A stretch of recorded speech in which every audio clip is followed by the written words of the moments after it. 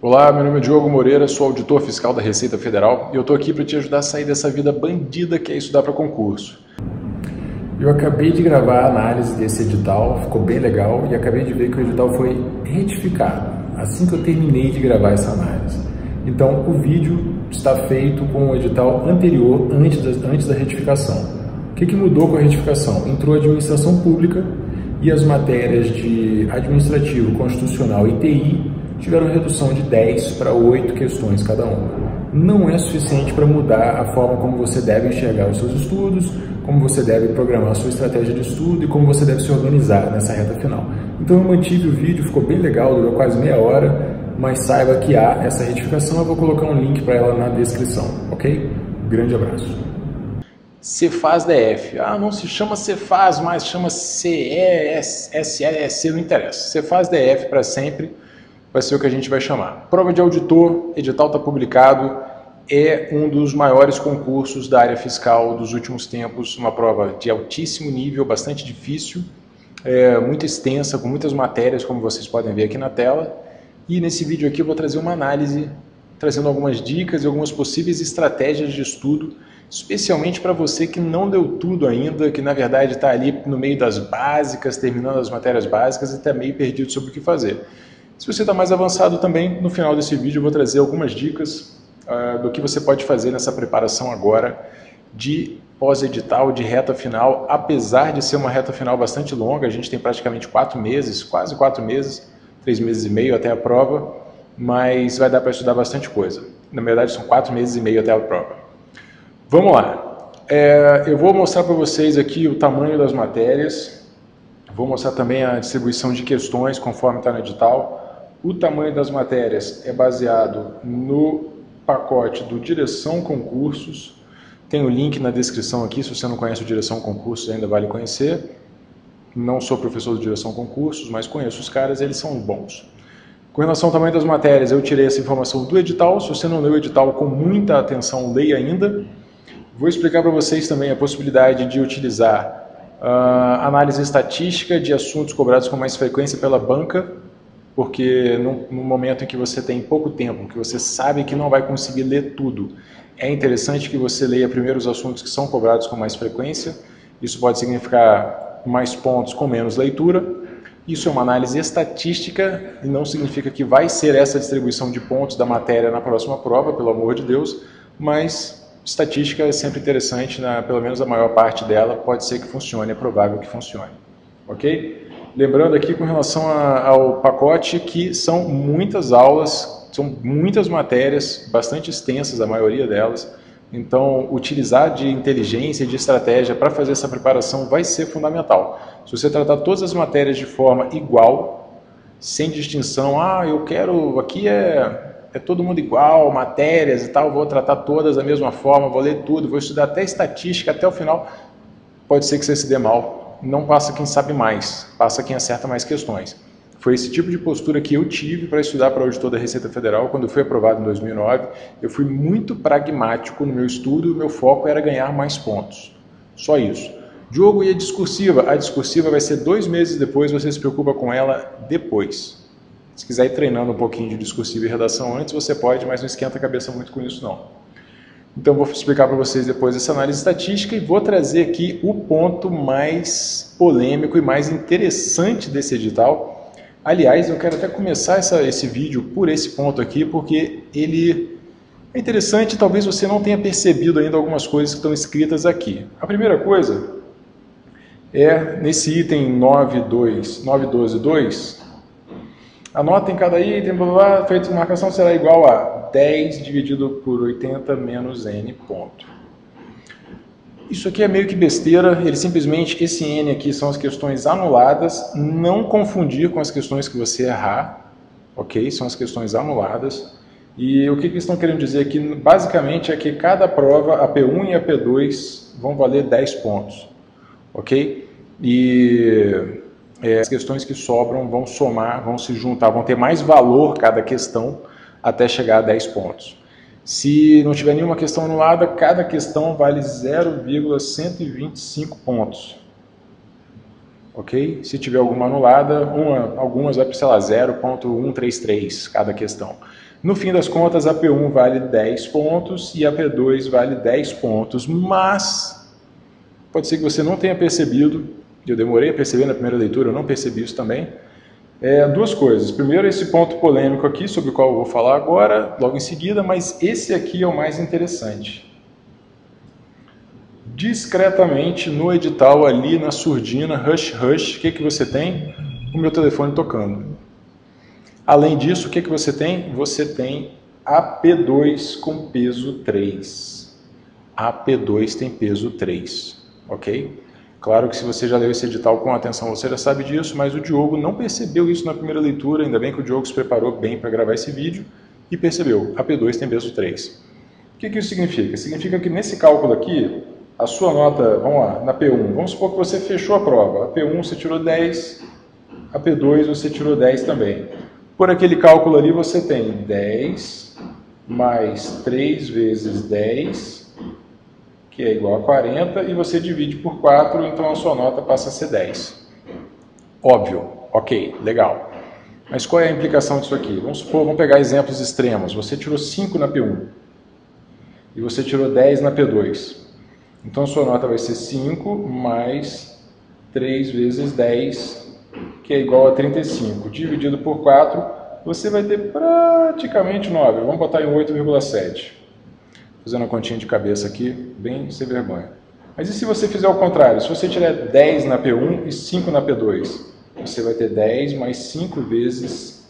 Desculpa, 3 vezes 5. Sua nota vai ser 25.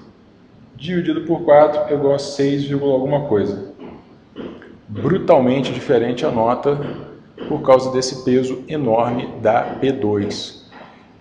Portanto, atenção que essas matériazinhas aqui que estavam disfarçadamente com o mesmo número de questões praticamente de outras matérias, não só tem mais questões, elas valem 3 vezes mais praticamente.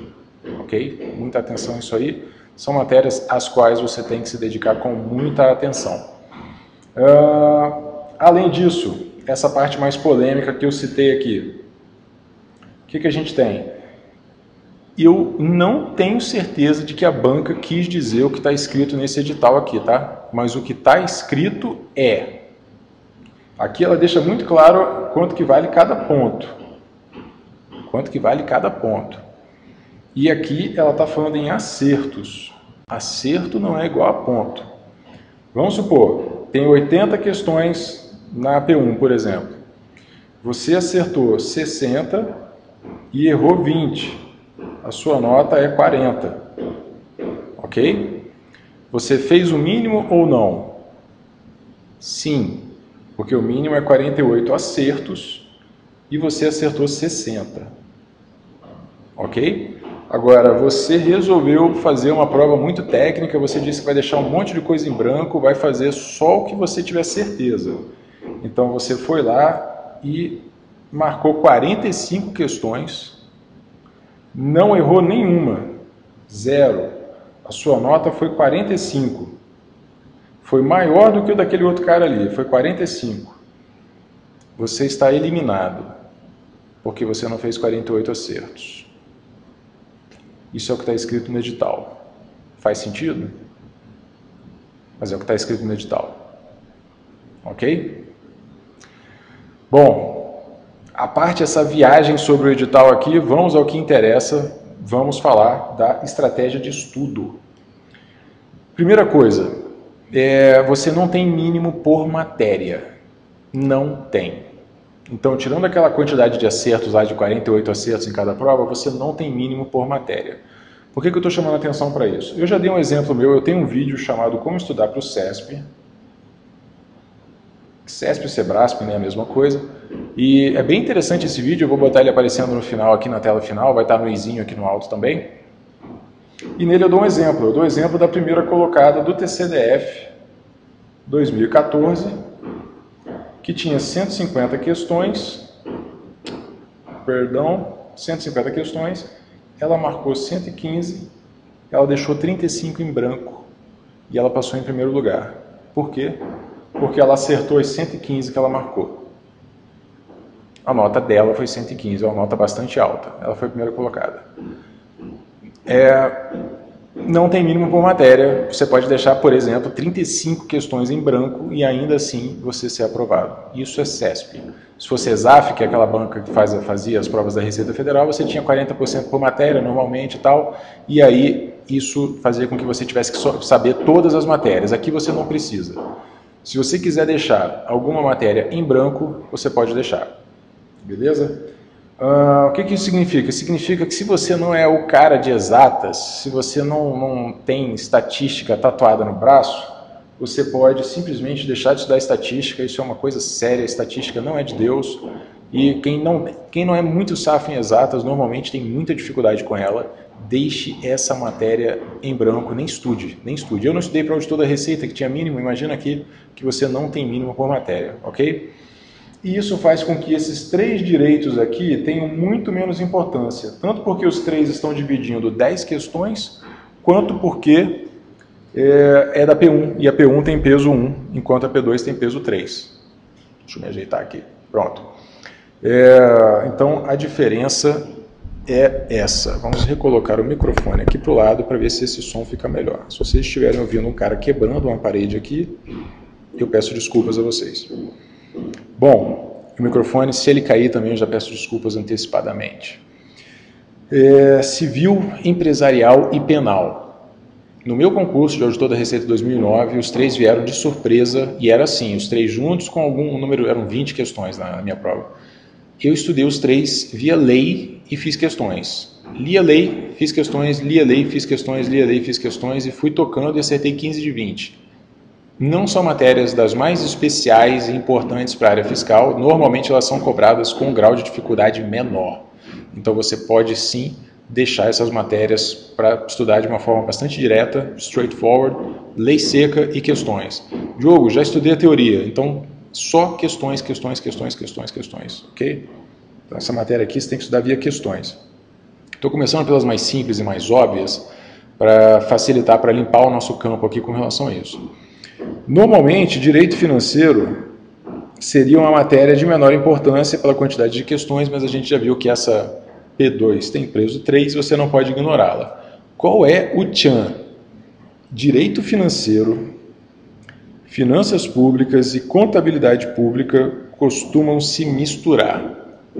Por exemplo, no site de questões, você tem uma mistureba de assuntos e não é clara a divisão entre administração financeira e orçamentária, orçamento público, finanças públicas, direito financeiro e contabilidade pública. É uma zona. No meu e-book, vamos apagar isso aqui, depois a gente vê. No meu e-book, eu trago essa análise estatística aqui para todas as matérias e nele, porque eu extraí essa informação de um site de questões e o site de questões não separa. AF, contabilidade pública, direito financeiro e orçamento público. Tudo a mesma coisa. Então é uma planilha só para todas as matérias. Aqui eu juntei economia e finanças públicas, mas aqui basicamente economia, mas contabilidade pública e as outras estão misturadas. Onde é que tem essa planilha aqui? Tem para todas as matérias no meu e-book do Cefaz DF. Se você tiver interesse, se você já adquiriu o meu e-book, você vai receber a atualização quinta-feira, que é o dia que eu estou gravando esse vídeo, no máximo sexta-feira de manhã, mas quinta-feira provavelmente, e vai ter essa planilha atualizada, o e-book vai estar atualizado, tudo de graça para quem já comprou, ok? Se você não comprou, vale a pena, tanto pelas dicas de estudo que estão lá, quanto por essa planilha, que é muito legal para você controlar os seus acertos de questões também. Traz gráfico, aquela coisa toda. Mas enfim, continuando. Algumas matérias são absurdamente grandes, exatas, vão te dar muito trabalho. Como eu falei, estatística provavelmente você vai ter que deixar de lado, ok? Legislação tributária, o DF é aquela maravilha que soma legislação estadual e municipal. É muita coisa, você não tem para onde correr, você vai ter que estudar. É a maior e mais importante das matérias do concurso. Entra de cabeça, dá uma carga horária maior para ela. Se você for bem nessa matéria, você está bem na prova. A verdade é essa. Direito constitucional. 20 aulas aqui no pacote de direção, é uma matéria extensa, não vale muito ponto, tá? São 10 questões da P1, não morra por causa de direito constitucional. Professor, eu tinha estudado direito constitucional para um outro concurso, que era bem menor, aqui tem muita coisa para ler. Não morra por causa dessa matéria. Você vai lá, compra o meu e-book, vê essa análise estatística, pega os assuntos mais cobrados de constitucional, estuda esses assuntos e não gasta tanta carga horária assim com essa matéria, porque ela não vai render muitos pontos. Esse tipo de dica, esse tipo de análise é num cenário de escassez de tempo, que é o cenário da maioria dos concurseiros. A maioria não tem muito tempo para poder ficar estudando, então tem que se virar nos 30, tem que abrir mão de alguma coisa. Como eu falei, se você tratar todas as matérias de forma igual, você vai se dar mal. Algumas matérias são absurdamente grandes, como direito constitucional, e não valem tanto ponto assim. Outras matérias são bem menores e têm uma quantidade bem mais interessante de pontos. Ok? Tenha isso em mente. A auditoria fiscal, por exemplo, é uma delas, com 8 aulas só, mas com 20 questões e peso 3. Muito mais interessante, ok? Seja inteligente na hora de estudar. Economia e finanças, 18 aulas. É puxado, isso aqui é difícil. Economia é uma das matérias mais difíceis no estudo para concurso. E vou te dar uma dica, se você começar a estudar economia e sentir muita dificuldade, tenta outro material, um professor com uma didática melhor. Se você tiver com um professor bom e não estiver aprendendo, você tem uma dificuldade pessoal com economia. Isso existe, ok? Eu não falo isso nem para exatas, mas para economia eu falo. É uma matéria que algumas pessoas simplesmente não entendem. São quase 4 anos como coach e eu já vi alguns casos sem solução. Então, se for o seu caso, assiste vídeo aula se precisar e tudo mais para você entender, mas se você perceber que está a negação em economia, é uma matéria, como a gente citou aqui, ela junto com finanças públicas, tem 10 questões, peso 1, vai diminuindo o seu amor por economia. Pega aqui, ó, essa aqui, por exemplo, está economia. O que você está vendo em laranja? Em laranja você tem os assuntos que respondem por 80% das questões na análise estatística. São tantos assuntos diferentes que nem coube na página aqui, eu preferi dar um zoom e deixar alguns assuntos de fora, mas essa parte laranja é metade. Então metade dos assuntos responde por 80% das questões. Já está excelente para você, já está excelente. Não tem e vai para o jogo, porque a economia pode fazer com que você perca um tempão e se dê mal nesse concurso. Uma coisa que é importante falar com relação a essa planilha aqui, que eu chamo de tática de guerrilha, que vem com o meu e-book. O conteúdo programático do edital é dividido em tópicos. E o site de questões também divide em assuntos, em tópicos. E não é necessariamente da mesma forma. Um tópico do edital é igualzinho ao tópico do site de questões. Não acontece. Cada edital divide as matérias de um jeito, é o caos. Portanto, aqui você vai ver assuntos que não estão no conteúdo programático. Eu peguei todos os assuntos de economia praticamente e coloquei nessa planilha. Por quê? Porque é difícil e é arriscado eu pegar e falar, não, isso aqui não está no edital, isso aqui não cai. E eu vou lá e tiro da planilha. E aí esse assunto estava dentro de um outro assunto que estava lá no edital, escondido no conteúdo programático. Arriscado, então aqui você tem todos os assuntos. Você que é concurseiro, que está de cabeça nesse negócio, vai fazer um batimento e vai falar, opa, esse aqui não cai. Se precisar, você confirma com o seu professor de economia. Professor, o assunto tal cai nessa prova? Ele vai te dizer não, aí você fica tranquilo e não estuda, ok? Peço desculpas pelo barulho, é incrível, eu estou numa sala comercial onde é proibido fazer obras durante o dia, mas tem alguém batendo alguma coisa. Feito é melhor do que perfeito, né? Vamos lá. Continuando a nossa análise, contabilidade pública, 17 aulas. Contabilidade pública, 17 aulas. A gente vê que aqui ela está separada de direito financeiro, portanto não é o mesmo barco. Contabilidade pública tem 8 questões somente da P1. Não morra por causa de contabilidade pública também. Por quê? Porque é uma das matérias mais difíceis, assim como economia. São pontos que você vai conseguir a duras penas. Economia e contabilidade pública, se você nunca teve contato com contabilidade pública, você é da área fiscal raiz, você provavelmente não viu contabilidade pública ainda, não morra por causa dessa matéria.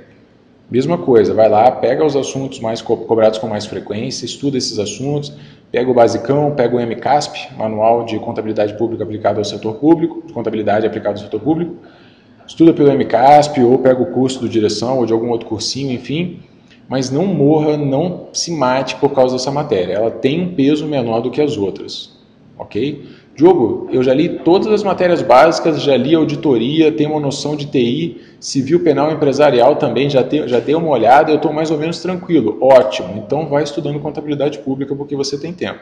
Se você não tiver tempo, se você perceber, opa, não vai dar tempo de ler tudo, aí você começa a escolher, e essa análise que eu estou fazendo é para você que vai ter que abrir mão de alguma coisa. Seja para ler, seja para revisar. Diogo, li tudo, não vai dar tempo de revisar nada. Isso não é bom. Talvez seja melhor. O importante no estudo pós-edital é a resolução de questões. É isso que interessa. É isso que vai valer para você. Ok? Contabilidade pública é punk. Não tem esse peso todo nessa prova. Não se mate por causa dela. Ok? Falando de técnica de estudo exatamente, o que você deve fazer nessa reta final? Normalmente você faz o seu estudo com leitura e você faz as revisões de 24 horas e de 7 dias. Esse é o normal, isso é o que a gente ensina. A maioria das pessoas, dos coaches, ensina isso. Num estudo pós-edital, normalmente eu sugiro não fazer revisões de 24 horas e 7 dias. Então você teria simplesmente a leitura do PDF, o meu telefone tocando mais uma vez, e quando a sua esposa liga 2 vezes, você atende, porque você tem amor à sua vida, apesar dela saber que você está gravando. Então o negócio deve ser importante. Você faz uma leitura seguida das questões de fim de PDF. Lê o seu PDF ou lê o seu livro, terminou o capítulo ou a aula, faz todas as questões como exercício de fixação, anota o seu percentual de acerto, pelo amor de Deus, você pode anotar. E depois você passa para a aula seguinte. Vai e lê a sua aula seguinte, vai tocando dessa forma até você chegar ao fim do conteúdo programático ou você terminar todas as aulas que você tiver decidido que você vai ler. Eu só vou ler 10 das 15 aulas aqui, porque as outras 5 são assuntos que não caem nunca. Ok, estude 5, se eu falei? Estude as 10 e faça dessa forma. Leia, faça as questões, passe para a aula seguinte, ok? Sempre anotando seu percentual de acerto. Você agora vai fazer questões. Simplesmente o seu objetivo é fazer questões, o máximo de questões que você puder. Mas eu sugiro que você faça as questões separadamente por assunto. É o ideal, separar por assunto para você ter um controle de como algum condômino reclamou que é proibido fazer obra na sala comercial durante o dia. Você vai fazer questões separadas por assunto, preferencialmente. Se você tem um material, PDF, livro, você pode fazer questões baseado nos assuntos das aulas, dos capítulos, etc. Ou você pode pegar um site de questões como o Tec Concursos ou o Que Concursos, fazer questões divididas por assunto, anotar o percentual de acerto e, principalmente, ficar de olho no que você está errando. Pega os seus erros e anota num caderninho. Você vai fazer um caderno de erros. Por que isso é importante? Porque tem algumas coisas que você vai errar, vai entender e vai esquecer de novo. Algumas coisas que são pura decoreba. Você vai olhar e falar, nossa, tem 13 itens aqui, né, nessa parte aqui para decorar. Ou então, nossa, são 5 alíquotas diferentes, legal. Mas só assim você não vai decorar. Você vai pegar um caderno para jogar tudo aquilo que você está errando, tudo aquilo que você não decorou, todas as decorebas, tudo aquilo que é mais complicado. Porque, verdade seja dita, você está estudando há algum tempo, você já leu a matéria inteira, já revisou a matéria inteira via questões, então você está com um percentual de acerto de mais ou menos 75%. Você já aprendeu os 75% da matéria. Falta você aprender, decorar os outros 25%. São esses 25% que vão para o seu caderno. É só o que você está errando, é só suas dificuldades, só aqueles pontos mais complicados para você. Fez questões divididas por assunto, errou, anota os erros ou as decorebas no caderno. E, claro, óbvio, releia esses cadernos de vez em quando. A ideia é que, como esses cadernos são baseados em 25% da matéria só, que eles sejam muito enxutos, que eles sejam bem pequenininhos, nada muito extenso. É possível que você revise um caderno inteiro de uma matéria em 30 minutos. É possível que 30 minutos sejam suficientes para isso, ok? Então, eles são pequenininhos, eles são enxutos e você tem que reler isso aí. Vamos dizer, uma vez por semana, você vai lá e dá uma relida nesse caderninho, porque essas informações vão ter que estar na sua cabeça na marra. Se não quiser por semana, pode ser por quinzena, porque a gente está um pouco longe da prova, mas releia esse caderno. E entenda, esses cadernos, eles têm um caráter bastante dinâmico. E é dinâmico nas duas vias. Você vai inserir conteúdo e você vai retirar conteúdo deles. Eles não vão ficar aumentando para sempre. Na primeira vez que você estiver fazendo as questões, você vai errar algumas coisas e vai jogar no caderno. Mas depois da quinta ou sétima vez que você reler esse caderno, você vai pegar essas informações. Vai ficar mais tranquilo para você. Então você não precisa ficar relendo aquilo que você já sabe. Não precisa. O que você faz? Risque. Sugiro que risque, não apaga, porque pode ser que você esqueça depois, seja interessante dar uma relida, mas risque para você reduzir o tempo que você vai gastar com essa releitura semanal ou quinzenal do seu caderno. O caderno vai ser dinâmico. Como que você vai revisar a matéria inteira? Fazendo questões. É assim que você revisa a matéria inteira. Ok? As suas dificuldades vão ser revisadas com mais frequência via releitura dos caderninhos. Uma pergunta que costuma surgir com frequência. Quantas questões? Quantas questões de cada assunto até passar para o assunto seguinte? Sugiro mais ou menos 20 questões. 20 questões para você fazer de um assunto, vai para o assunto seguinte, 20 questões, vai para o assunto seguinte, 20 questões. E a ideia é você ficar girando isso aí. Gira todos os assuntos várias vezes, ou os principais assuntos várias vezes. Não é interessante que você faça 500 questões de um assunto e depois nem revise os outros porque não deu tempo. Vamos ter bom senso nisso aí. Faça dessa forma, ok? Então, falamos da estratégia pré-edital e falamos da estratégia pré-edital não, pré-finalização da matéria e falamos da estratégia pós-finalização da matéria. As duas são igualmente interessantes e importantes porque você vai ter matérias nos dois estágios. Voltando então às matérias do edital e a quantidade de questões de cada uma, lembrando, conhecimentos específicos, peso 3, muito mais importante, você tem que estar muito craque em todas essas matérias. Eu diria que contabilidade geral e custos, com 15, a gente vai ter umas 12 questões para contabilidade geral e umas 3 para custos, tá? Chute, mas faz sentido para mim que haja uma divisão mais ou menos dessa forma. Mas vale a pena estudar contabilidade de custos, porque como a gente pode ver aqui, ela tem somente 5 aulinhas. Não deixe de aprender essa matéria. As matérias de conhecimentos específicos precisam que você dê a elas uma atenção maior, elas têm que ter uma carga horária maior no seu ciclo de estudos, na sua preparação, beleza? Uma matéria da prova de conhecimentos básicos, que é mais difícil e que talvez precise de videoaula para você aprender, é tecnologia da informação. Novamente, são só 10 questões, não morra por causa dessa matéria, não fique ali remando sem sair do lugar, assista a videoaula e tal, mas isso aqui vai depender muito da sua disponibilidade de tempo. Na dúvida, você vai ter que priorizar conhecimentos específicos e você vai tentar garantir os seus pontos em português, em administrativo, em constitucional, nos 3 mosqueteiros e matemática financeira e raciocínio lógico, as coisas mais básicas da área fiscal que você já vem estudando, e civil, penal e empresarial, que são mais ou menos tranquilas. TI e economia e contabilidade pública são muito, muito difíceis. Na escassez de tempo, você vai ter que escolher os assuntos mais cobrados dessas matérias para estudar primeiro, para tentar garantir alguns pontos, beleza? Lembrando que 60%, beleza? Enfim, é um jogo de muita estratégia, é realmente desafiador estudar para uma prova dessa, especialmente se você tiver pouco tempo. Então, eu sugiro que você estude com muita seriedade, mas já pense, se você está começando agora, você pode fazer uma preparação para essa prova, mas sabendo que pode não dar tempo de ver tudo, pode não dar tempo de fazer uma preparação top, mas que você já vai estar na direção certa. As matérias aqui que não costumam cair muito na área fiscal são direito financeiro, como eu falei, mistura com AFO, orçamento público, mas o direito financeiro com esse nome não é cobrado com muita frequência, e contabilidade pública, que cai em algumas provas da área fiscal, mas na maioria não. Economia também às vezes cai, às vezes não. São matérias que você não vai ter um legado tão útil assim na área fiscal, especialmente na Receita Federal, contabilidade pública nunca cai, tecnologia da informação não tem sido cobrado, então são matérias que podem ficar mais para o segundo plano na sua preparação se você estiver fazendo o que der, sem muito compromisso, já pensando nos próximos estudos depois. Dê uma priorizada nas matérias que vão trazer um legado interessante para você se preparar pensando nas outras provas, ok? Com relação ao tamanho das matérias, as maiores matérias são essas aqui de cima, como você pode ver. Essas informações todas aqui, esses gráficozinhos, a análise deles tem no meu e-book.